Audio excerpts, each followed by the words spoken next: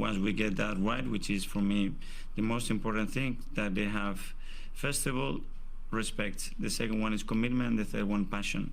Those three ingredients are non-negotiable.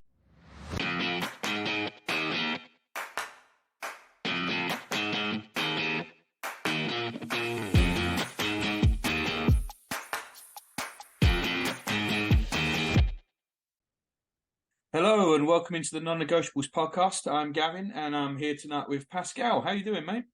How are you, man? It's been a while. I need to just get my head into focus on how to do a podcast again. So you're going to need to guide me through this. Yeah, it has been a while since you've been on for sure. So you've been all right though? Been keeping well?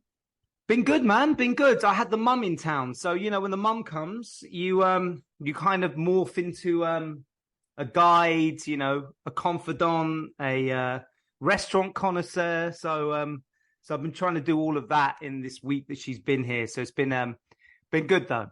Nice. She left now? She has left. You know what she asked me before she arrived? Go on. Do I have towels? That's a very mum question to ask. That and have you been eating enough is a very mum question. That is very, very mum question. Luckily, I was able to answer both quite successfully. Well, that's good. That's good. So you missed all the fun with all the VAR stuff at Newcastle. Not you missed it, but you missed the podcast afterwards talking about it.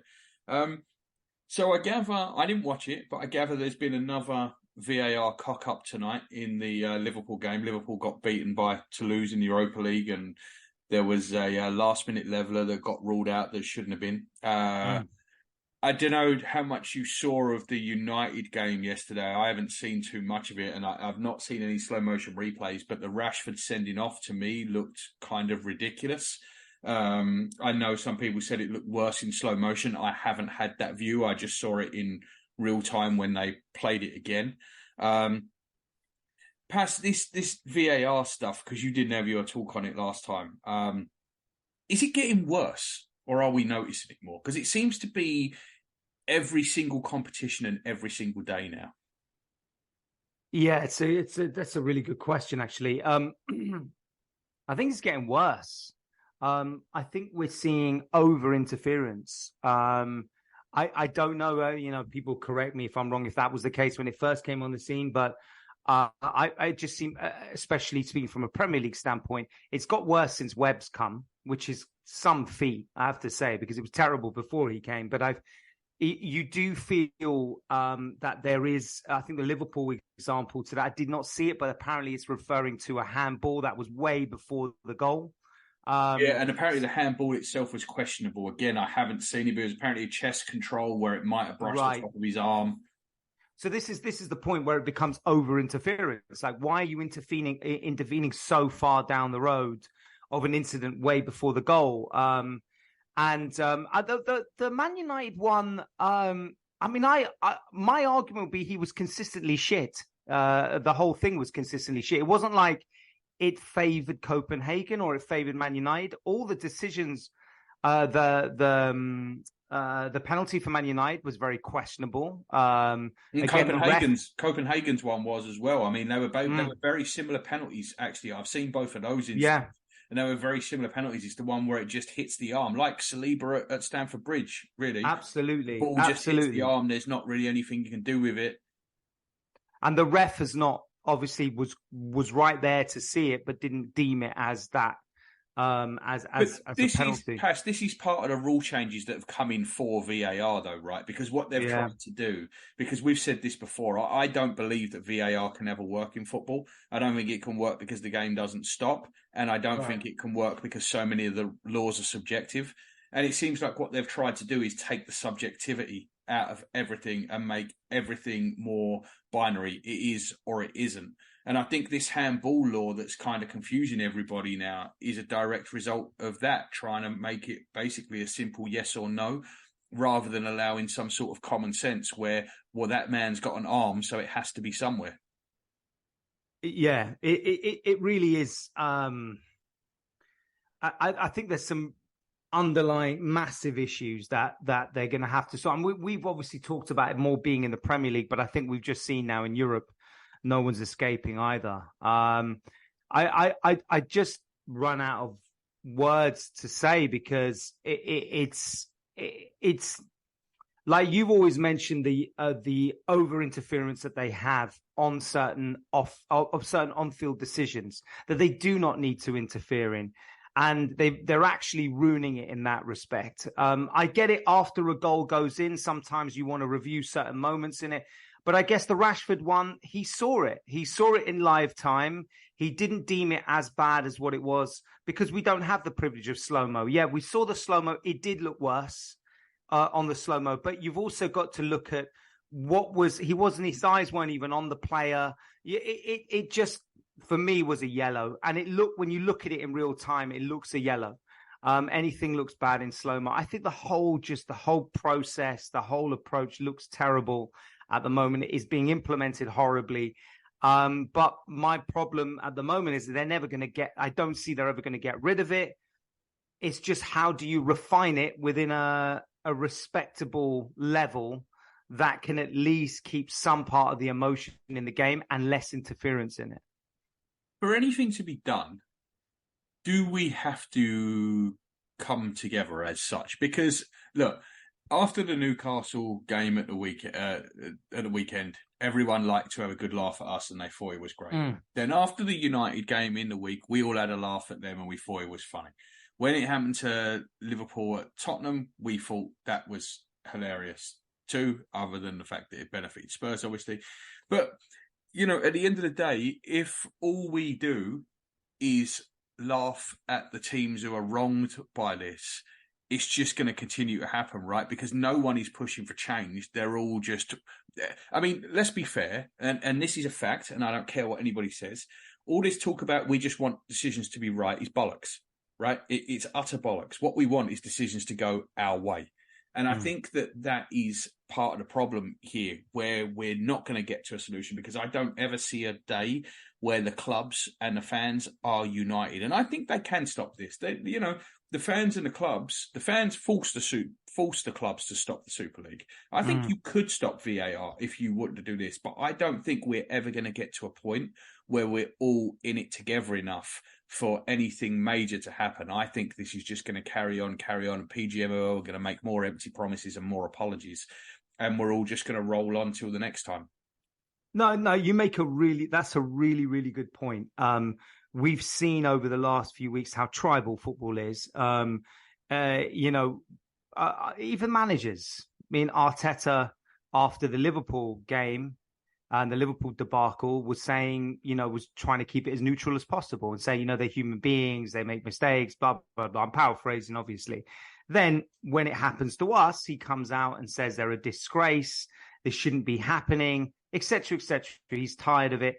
So even the managers themselves are not on the same page. It really is on when they're affected directly about it. And I think that's where one thing has to stop, where they have to get together and find ways of, pushing PGMOL to PGMOL to make changes. But also, I think as fans, there has to be a little bit more unity on the subject. There are some people I've seen online that are very consistent about VAR, irrespective of who the team is. But I know as fans, sometimes we will only see it when our team's affected. But there has to be a collective approach to it. Otherwise, we don't really get much done, I don't think. Yeah, I mean, like I said, I don't see this changing. I think it's just going to carry on. And, at the end of the day, maybe we'll be on the right side of one of these eventually. Yeah. One day, maybe. We'll see. Maybe. Yeah. So the other bit of news in the wider world, Pass, is an emergency meeting has been called between the Premier League clubs, and they're looking to ban loan deals between clubs with the same owners. And this is quite clearly a reaction to Newcastle. It's clearly a reaction to the fact that Newcastle were going to loan Ruben Neves in January. Because Tonali obviously is out long term. That would have been an interesting call. I'm guessing again you'd have the owner of Newcastle calling himself from his office phone to his cell phone to ask for permission. Permission would be granted, I would imagine, in that scenario. And that would go through. So there's been an emergency meeting call where they're going to change it. I think it's the right outcome with the wrong process. Do you know what I mean? Like there's deeper problems than just stopping Newcastle from loaning Ruben Neves here. Obviously, the nation ownership should never have been allowed in the first place, but now it is. There's more things that have got to go into place rather than just worrying about this one thing, right? Yeah. It's like you know the fact that they're owned by a state, a nation is probably the big issue there. There has to be more done in that aspect of things. I think what we're seeing is also with City. City obviously have got away with a shitload of stuff. So maybe Newcastle now coming into this are finding it a little bit more difficult to do it because City have got away with it and now they're implementing certain things, hence the charges as well that they have on City. So there's a lot of, I think, there's a lot of kind of observation onto what's going to happen next, because I think the charges with City, as pessimistic as we might be about it, if something does materialize, it's going to set a precedence in terms of how teams can operate. But I mean, that's a start with the loan. I mean, the audacity to do it is incredible.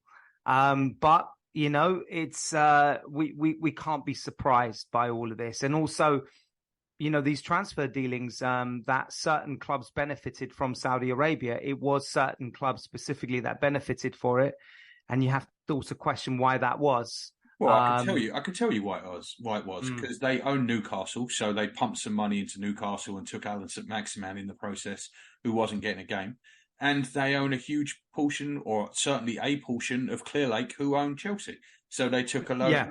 Like, let's be fair, this isn't hard. They're not. This isn't like anyone's trying to hide anything here. I'm not telling anyone anything that's news. That is what it is. The clubs with the relationships in Saudi are the ones that got the Saudi cash. And it's kind of like playing Football Manager, really. You know, when you would own a few clubs, you start manipulating the transfer market. It's a bit like that, because some of those transfers were quite ridiculous amounts, and it's in our very eyes, in front of us, in our very eyes. So I do feel there is something.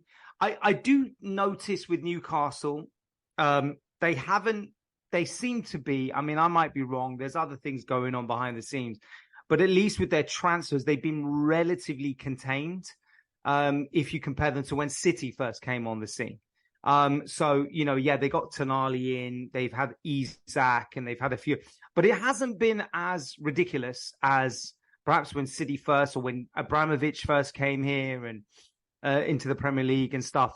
So maybe that has got something to do with potentially FPL working, FFP, I should say, working, or the pressures around them. They know that the scrutiny is going to be whatever they do. There's a lot of scrutiny. I don't know, but and I'm not. Let me put it this way: I'm more pessimistic about what's happening than optimistic.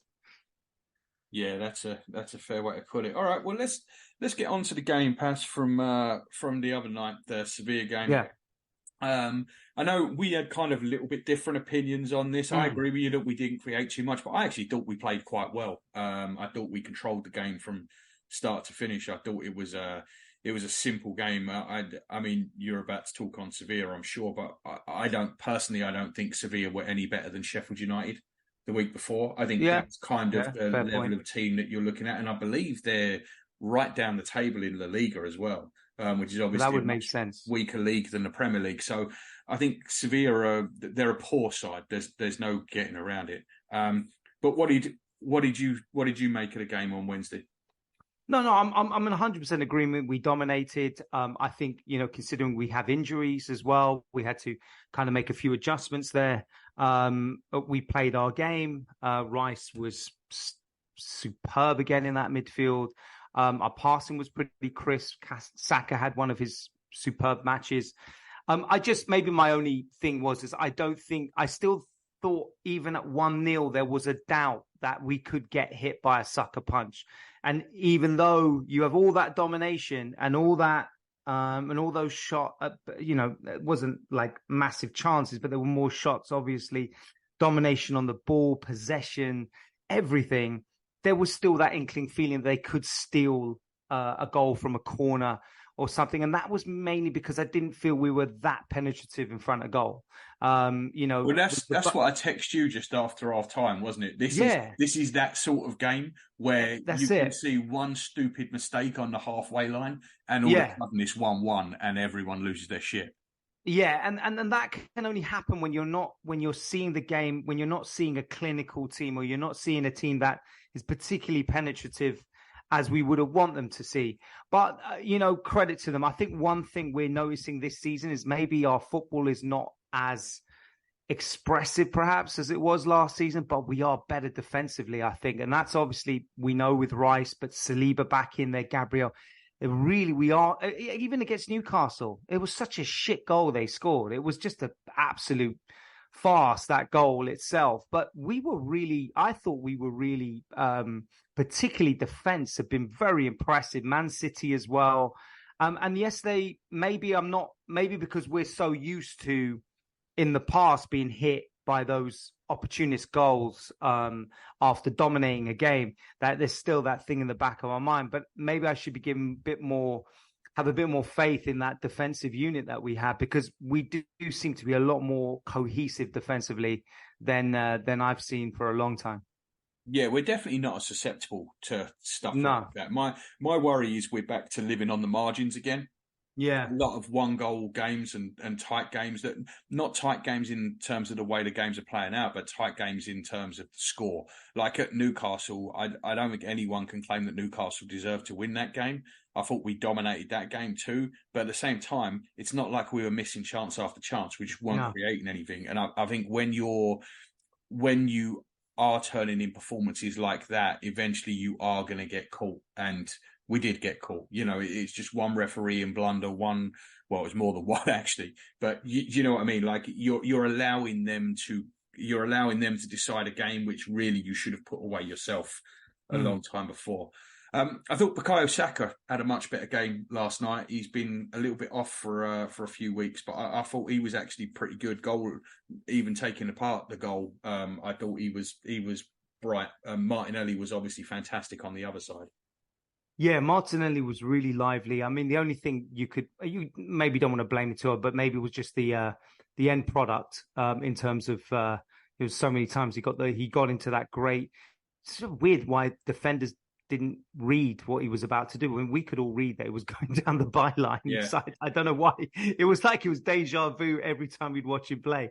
But then he'll go to the byline and then maybe just picking out a player was letting him down a bit. But definitely was what we wanted more from our wings, which we haven't seen as much of.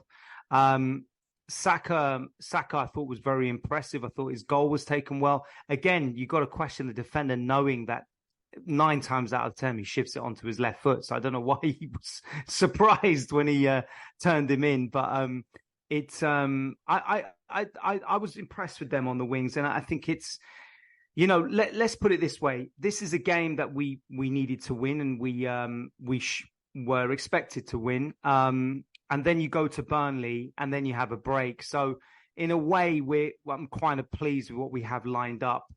So we don't necessarily have to have a full team for these particular matches. We should be good enough to beat them, and then hopefully, get more personnel towards the bigger matches.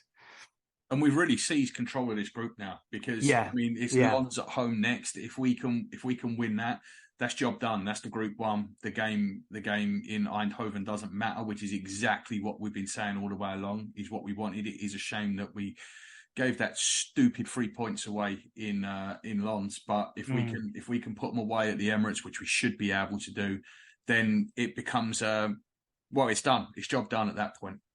Yeah, and I'll be delighted with that, because I think, not to go into hypotheticals, but I think even if we draw against Lons and PSV aren't able to win, we've qualified top. So and PSV are terrible away from home. I can see Sevilla probably beating them, if not drawing at least. So we just need to really avoid defeat against Lons, but I would want to go for the win. And that leaves you in a good position for the last Champions League game to hopefully Mikel will rest players. You don't have a League Cup to worry about anymore. We've got a big game against Liverpool on the 23rd, which I know all our eyes are on. And then we've got some difficult Brentford away, etc.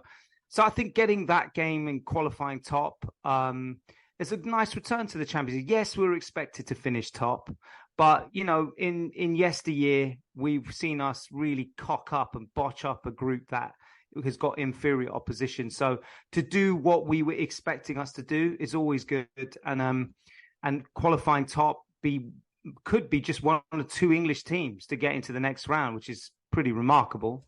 And finishing top of a group with a game to go, Paz. I don't care if it's not the strongest group in the world. Yeah, that's still impressive with a game to go to be top. Not just get through, but to actually have secured top spot with a game to go.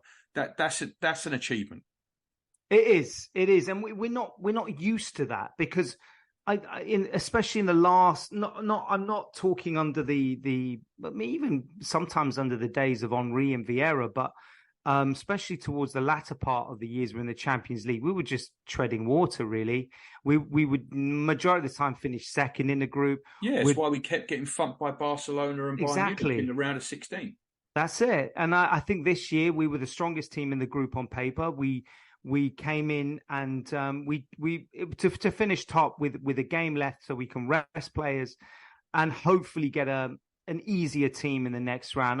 We couldn't argue anymore with that. I'm pleased with it. And I'm pleased with the way we performed in the Champions League. To win away to Sevilla, we needed to really get one away victory in that and win all our home. That was really the objective. And to beat them away, I think shows how important that victory was. Yeah, and like you said, we are going to avoid some of the bigger teams. Bayern Munich are going to finish top of their group, so we'll avoid them. Obviously, we weren't going to be able to draw Manchester City anyway. Real Madrid are going to be top of their group, so we're going to avoid that. Barcelona are probably going to top their group. I think they're sitting top right now, so we'll avoid them. So, it is nice to know you're going to go into that round of 16 tie with a winnable game. I think they're all winnable. I've got to be honest with you. I've said this before. I think that Man City, you don't want Man City, obviously, and I think Real Madrid have some kind of hoodoo in this competition. But I don't fear anybody else outside of those two. I think that they would be games where you look at and you think, not sure we'd be favourites over two legs against them. But everyone else, I think we would probably be favourites for, right? Yeah, I think we were third favourites by the bookies, if memory serves me correct. So it was third or fourth, wasn't it? I know. Yeah, so we are above us and we are rated highly in the Champions League. You think outside of Bayern, Real, and Man City, like you said, I don't think PSG are a cohesive unit. Borussia, I think, are pretty exciting team, but I think that it's beatable for sure. Inter Milan, I don't really rate the Italian teams. Maybe Napoli is pretty decent, but I think they're a bit of a facade, really.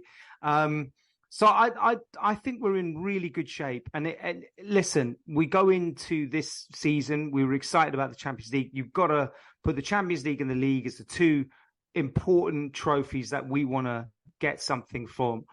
So to go into Christmas time, top of that league, and then looking forward to the next rounds. I'm really excited about it, and I do feel we're pretty made for the Champions League in the way that we're defending, in the way that we're looking a little bit more conservative. But I think that's what you need in the Champions League. You can't be going gung ho. You can't be too expansive. You can't be doing an Ange and doing a high line all the time. I'm so glad to see players like Saliba in the Champions League because I think those type of players are made for it. Rice too. I think it's just great to see them in the best European competition we have. Yeah, we've got some injury problems at the minute. The latest one is that Partey is going to be out until New Year. Is that the latest, or is that something we already know? Yeah, so I don't think anyone's surprised by that. The Jesus just in time for the African nations, though, Gav. Yeah, and then he'll come back injured again. The Jesus one is a bit weird. I don't know if you've been keeping up on this, but basically the Brazil manager said that after we told them that Martinelli was injured and they didn't put him in the last squad, and then we played him at the weekend, they basically said that they don't trust us, and they have said that they want Gabriel Jesus on a plane to Brazil, regardless of whether he plays against Burnley or not, because they want their staff to look at him because they don't trust us, and that's why he was named in the squad. This is an unfortunate situation that Edu needs to really figure out, because Jesus clearly is injured. He's not going to play against Burnley. We cannot have him flying out to Brazil, even if it's just to go and get looked at by a doctor and sent back again.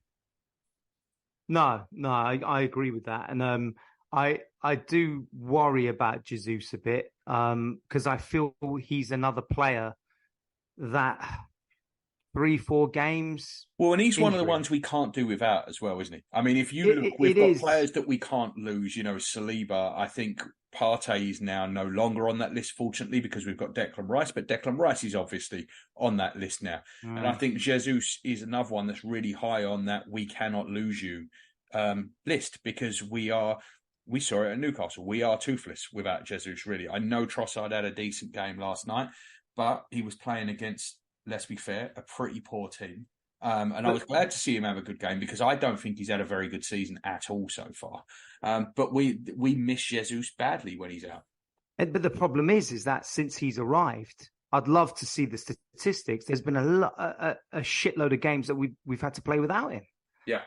You know, whether it being after he comes after summer, he's out injured, as we saw in the World Cup, out injured. He's never really a week or two. It's quite long-term injuries that we seem to have to deal with him. And absolutely, we're a different team when he plays. The problem is, I really would like to know how many times have we played with him and how many times we played without him, because it does seem we play without him a lot more. And it probably explains why Arteta was taking so long to embed him in the team when he came back, because he does seem to just get injuries a lot easier than others. And it is a concern. It probably is reason why there is strong talk of us going into the transfer market to get a striker. Because I don't think we can rely on him as a regular for the team. And we know, as much as I like Eddie, he is not really the replacement you'd want consistently playing when Jesus is not available. And at the moment, we don't even have him. That's what I was going to say. I mean, Eddie's injured as well now. Yeah. I don't know if you've heard, but I've still heard absolutely nothing about what it is, how long it's going to be. Was it just a one-game thing? Is he going to be back for the Burnley game? I've heard nothing about it at all. ESR the same. We don't know. Sometimes we're very Arteta's very coy about injuries, and I get it. Mm-hmm. I think sometimes it's about not giving too much away to the opposition team. But, you know, we're playing Burnley next. So, I mean, I don't think there's going to be that. You don't have to be too discreet about what we have lined up there. It's just been a bit worrying about the amount of injuries. And I thought it was going to come, to be honest, because I think it's affecting every team. It could something to do with these long minutes that are added on, the amount of games they're playing internationally. But you can see Liverpool are going through it. Man United definitely are going through it. Newcastle now are going through it. Only City really are kind of avoiding it, but that's because they have two teams. And now we're starting to feel it as well. And it's not, unfortunately, 1 week injuries. We're talking 3-4 weeks for players to be out. So it is a slight concern because, like you said, we lose Rice or we lose Saliba again. And we're hearing that Tomiyasu went off with a knock as an injury as well. So we don't know how. So it is worrying, man. And now we've got the international break. I just really hope. I don't have any faith in what Southgate does, but they've already qualified. So I just hope there's some common sense in the use of Rice and Saka and Martin Ødegaard as well. I mean, I'm kind of almost hoping Ødegaard doesn't make the squad for Saturday, because if he doesn't make the squad for Saturday, it makes it more likely he won't go away with Norway. Because Martin Ødegaard is obviously playing every minute of every game when he's with Norway. Because we don't. It's another one we don't even know what that injury is. We know. I think it was a hip injury, is what they said it was that he's been carrying. I thought it was. I thought it might have been leftovers from the tackle by Kovacic straight down the back of his Achilles, but apparently it's not that. But the Norwegian manager was definitely not sounding very optimistic when he was talking about him, and he's obviously going to have more knowledge of the situation than us. So yeah, I'm kind of hoping Ødegaard doesn't play on Saturday. Yeah, that's a really good point. And I know we're not really doing a preview of the Burnley game, but if it was my ideal situation, is Saka's not available on Saturday, I'd rather him not be available either, because I'm sure you can still play Reece Nelson against Burnley. You can, obviously, as we had a Martinelli who can play, Trossard in the middle. You got Havertz who played better than usual. Not saying much, but it was better than usual. Yeah, I was going to bring that up. I mean, it didn't start that great for him with that attempted header, which kind of had us laughing a little bit. I missed that, actually. I did miss that. It was amusing. And then he nearly hit the roof with another shot. But he did get better as the game went on. He was very unlucky with the one that he called just wide. That would have been an absolutely fantastic goal towards the end. But he was better, I thought. I said this to you and Jazz in the group, right? My worry with Havertz is that he doesn't do anything with purpose, right? His passes are all timid. His shots tend to be timid. He doesn't run with the ball like he looks like he's going anywhere. It really, and I understand people say it's a confidence thing, and you can kind of explain it that way because everything he does seems to be done with the aim of getting rid of the ball as fast as possible and just not making a mistake. And it's causing him to underhit passes. He puts people in trouble with underhit passes. Someone is going to get injured with one of them underhit passes that he does that they have to come out and stretch for. Yeah, I'm with you with that. And I think I mentioned something along those lines as well. It just looks like he's not, there is an intent sometimes. It just seems very, I know he's very languid. His body frame doesn't help him because he looks like he's like lazy. And I know he's not lazy. He's a hard-working player, but it just gives that impression. And then when he has the ball, like his shots seem feeble. Yeah. It is a worry for me. I think, we do get absorbed a lot by price tags, but what else can you think when you've spent such an awful amount of money on someone and that's really what they're delivering? It's not, for me, it's way off what we should be expecting from him. So, but I did get encouraged by the performance against Sevilla because it was better than what we've seen before. He wasn't disappearing. He was still there. So I think, like I said, I think Burnley's a perfect game to be going into after this European with the players that we have.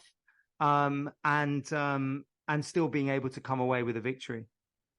You know what struck me? I thought Havertz definitely had his best game, and I thought he looked better coming from the right-hand side of the pitch rather than the left-hand side of the pitch. And I'm just wondering if there's any thought in Arteta's mind to maybe switching Ødegaard and Havertz around. So Ødegaard starts to play on the left-hand side and Havertz is more to the right, just to see if maybe you can get a different tune out of him that way. Possible. It really is. I mean, I definitely haven't given up on Havertz. I know the manager definitely hasn't, but I think if you contrast it with Mount, I would have given up because that has just been, the reason I mentioned both of them is because they both came from Chelsea the same time and one's gone to another club. I think there is comparisons they make between the two, but I think Havertz, I think he's trying to figure out what will work best with him. There's something there. It's not as if he's totally useless.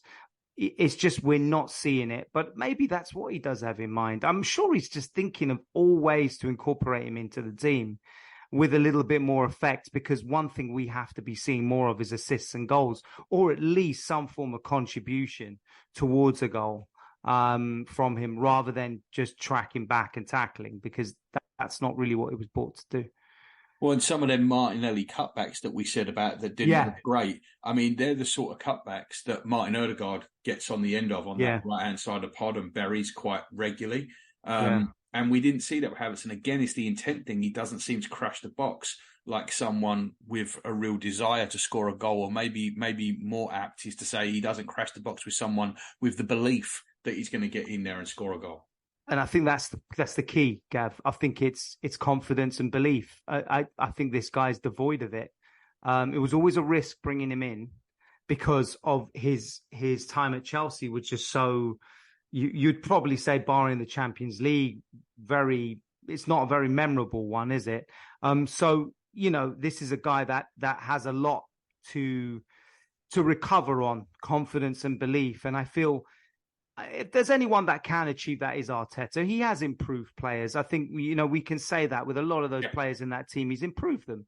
So I still have belief in this guy. I still feel that there must have been something. I probably, if I could rewind the clock, and even at the time, it wouldn't have been who I would have wanted us to buy, but he's there. And I know you're not a big Jorginho fan, and I don't mean to, but if you look at him, he hasn't been terrible for us. I think Arteta has brought out at least a player that can contribute. And we've needed that at this moment in time because we have no Partey, we have no ESR, we have, Vieira is in and out. He's not in that position. So he has been needed. By the way, did you see Rice's comments after the game? I thought they were fantastic. Did you see his interview? No, I didn't. Really good. He says he obviously prefers the 6 role, but he says that he does like the 8. It's just when he gets to a certain point when running, he gets a little bit uncertain what to do because he gets a bit excited, he said. It was a really good interview. He comes across really well, actually. I really like him. Well, I think it might be beneficial, in playing the 8. I don't think it's where his long-term future with us is. I think he is going to be the 6. He's playing there at the minute because he has to.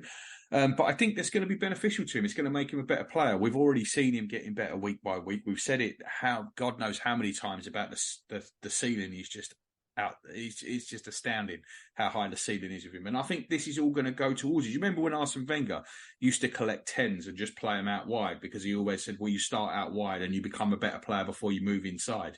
Yeah. And I think with Rice, where we demand a little bit more from that 6 than a lot of teams do, it's not just a destroyer. It's not just a defensive wall for us. It's someone that actually kickstarts everything going, and that was always the part of Rice's game that he had to bring on. And I think this might help him do it. This little spell moving further forward.